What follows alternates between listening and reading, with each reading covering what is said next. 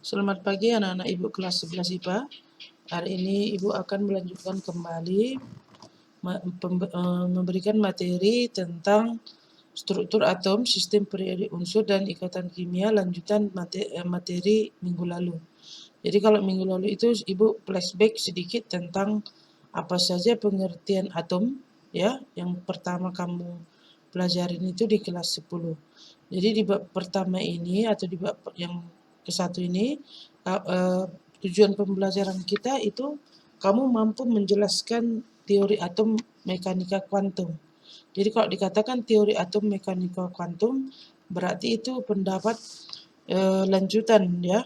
Kalau dari kelas 10 ada Dalton, Ernest Rutherford yang mengemukakan elektron, kemudian ada Niels Bohr, ada J.J. Thomson. Nah, itu dia masih teori atom dasar. Jadi kalau kelanjutannya itu ada teori atom mekanika kuantum. Maka dari pembelajaran ini kamu akan tahu itu apa itu teori atom mekanika kuantum dan menjelaskan pengertian bilangan kuantum. Jadi ada sebuah angka atau sebuah nilai daripada bilangan kuantum serta bentuk-bentuk orbital. Jadi kalau di kelas 10 itu kan kamu mengenal bahwa atom seperti ini dia ya, bahwa atom itu intinya terdiri dari neutron yang bermuatan netral, kemudian proton yang bermuatan positif, serta dikelilingi oleh elektron.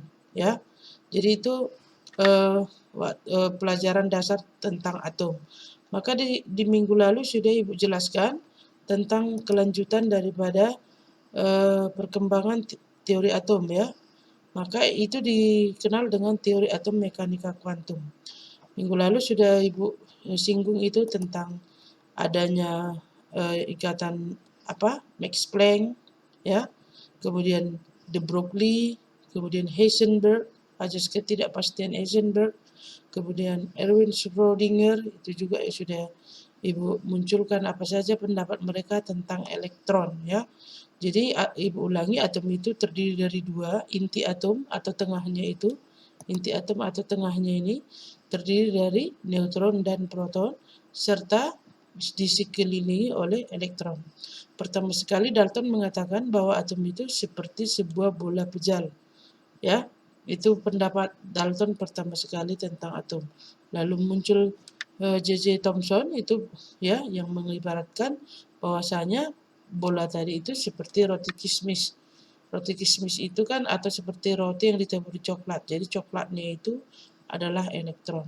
Di tengah-tengahnya itu terdapat proton dan neutron. Itu pendapat teori atom ketika kamu pelajari itu di kelas 10 ya. Maka ini kelanjutannya. Max Planck mengatakan bahwasanya elektron itu memiliki energi baik diserap maupun dilepaskan. Kemudian ada de Broglie menyatakan bahwa elektron itu memiliki sebuah gelombang. Ya, jadi Max Planck ya itu bisa dihitung energi daripada suatu atom dengan menggunakan rumus E sama dengan H kali F, itu di mana hanya itu adalah konstanta Planck 6,626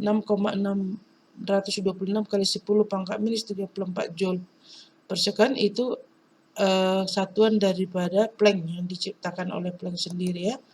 Kemudian ada Niels Bohr. Niels Bohr mengatakan, dilanjutkannya kembali bahwa Niels Bohr mengatakan kulit-kulitnya ini terdiri dari kulit K, L, M, N, O, P ya, mulai dari kulit terdalam hingga kulit terluar.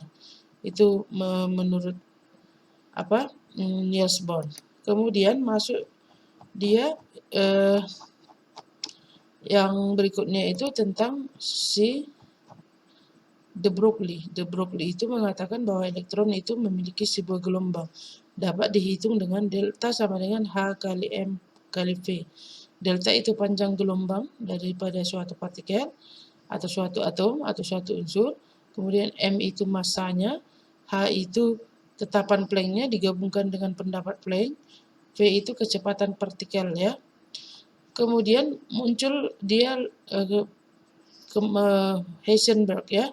Heisenberg itu mengatakan bahwa tidak mungkin menentukan posisi daripada suatu elektron. Jadi jika ingin menentukan posisi suatu atom, maka dia harus dihitung ajas ketidakpastiannya atau yang disebut dengan uncertainty principle, ya. Itu pendapat daripada Vernon Heisenberg. Oke, maka dari situ, ya, dari situ disempurnakan oleh si Erwin Schrödinger. Erwin Schrödinger menyempurnakan pendapat-pendapat mereka. Maka muncullah nanti yang disebut dengan orbital, ya. Jadi tadi sudah di sini mereka mengemukakan pendapat-pendapatnya. Karena Planck mengatakan bahwasanya elektron itu memiliki energi, ya, baik itu diserap maupun dilepaskan, maka muncullah dia tingkat-tingkatnya. Tingkat-tingkat energi itu ada, ya. Jadi nanti tingkat-tingkat energi ini bisa menentukan mengapa suatu zat itu bisa dia cepat terbakar, cepat mendidih, atau mudah menguap. Jadi menentukan itu dia nanti berakhir di situ, ya.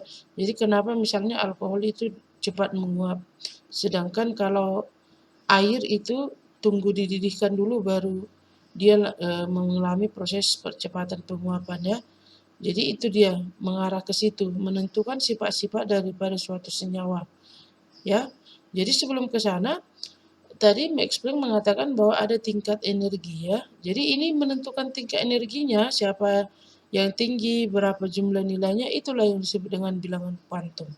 Jadi perbedaan antara teori atom dasar yang kamu pelajari di kelas 10 dengan mekanika kuantum ini atau perkembangannya lebih lanjut, di sini sudah muncul bahwa elektron itu memiliki tingkatan-tingkatan, ya. Tingkatan-tingkatan apa? Tingkatan-tingkatan energi, ya. Perbedaan tingkatan energi ini ada 4 dia. Pertama ditentukan dari bilangan kuantum utamanya. Bilangan kuantum utama, kemudian ada bilangan kuantum azimut, kemudian ada bilangan kuantum magnetik, dan ada bilangan kuantum spin. Jadi ada 4. Utama itu lambangnya N kecil, ya. Azimut itu L, magnet itu M, sedangkan spin itu adalah S, ya. Jadi kalau misalnya bilangan kuantum utama itu misalkan seperti jeruk, kalau kita bayangkan jeruk itulah sebuah atom, kan bulat dia. Di dalamnya ada biji-biji jeruk, itulah elektron. Maka jeruk itu kan dilapisi oleh kulit-kulit, ya.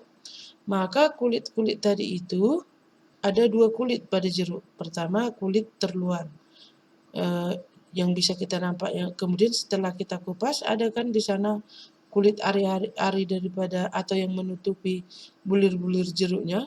Maka itulah tingkatan yang kedua atau yang disebut dengan subkulit. Subkulit itulah bilangan kuantum azimut. Jadi kalau bilangan kuantum magnetik itu nanti menunjukkan bentuknya, ya. Jadi kalau bilangan kuantum utamanya sudah dapat, kemudian azimutnya sudah kita tahu, artinya kulit terluar kita tahu, kulit lapisnya atau subkulitnya kita tahu, maka bisa kita tentukan jenis orbitalnya. Kalau dikatakan jenis orbitalnya berarti bentuk daripada elektronnya, ya.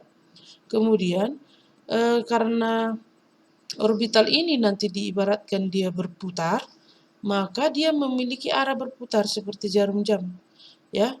Ada yang mengarah sesuai jarum jam, ada yang berlawanan. Maka itulah namanya spin. Spin itu menunjukkan arah ruang daripada orbital. Orbital siapa? Ya ini menuju ke elektron semua, ya. Jadi ini semua berbicara tentang susunan daripada elektron. Oke, kita kupas yang pertama bilangan kuantum utama. Bilangan kuantum utama. Ya, ini dia. Jadi bilangan kuantum utama sebenarnya sudah Ibu perkenalkan di kelas 10, ya. Kelas 10 kan Ibu mengenalkan itu kulit K, L, M, N, ya. Jadi ada kulit K, Ibu kasih atom Niels Bohr, ya. Itu pendapatnya si Niels Bohr, ya, yang mengemukakan KLMN. Ini mungkin ya. Nah, ini. Jadi kulit K di sini, kemudian